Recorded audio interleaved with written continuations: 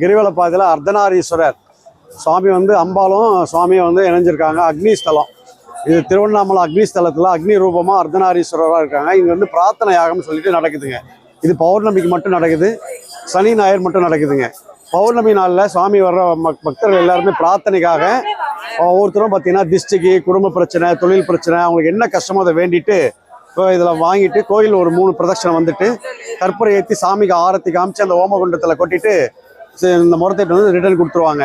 திருமணம் ஆகாதவங்க, குழந்தை இல்லாதவங்க எல்லாமே அந்த தட்டு வச்சிருக்கிறாங்க. அதே மாதிரி அதை வாங்கிட்டு கோயில் சுற்றிட்டு வந்து அங்கே சுவாமிக்கு எதிரில் தலவிருட்சமாக வேப்ப மரம் இருக்குது, அதில் அவங்க அந்த கயிறை கட்டிட்டு பிரார்த்தனையை நிறைவேற்றுறாங்க. இது வந்து பிரார்த்தனை யாகம்னு சொல்லிட்டு நடக்குதுங்க. பௌர்ணமிக்கு நடக்குது. இந்த மாதிரி இது வந்து எந்த நாள்ல கட்டலாம்? பௌர்ணமி அன்னைக்கு மட்டும்? பௌர்ணமிக்கு தான் ரொம்ப விசேஷமா நடக்குங்க. சனி ஞாயிறு நடக்குது. இப்போ பக்தர்களுக்காக சனி ஞாயிறும் கோயில் வந்து ஓபன் பண்றாங்க. இதுக்கு முன்ன வந்து பௌர்ணமிக்கு மட்டும்தான் இது ஓப்பன்ல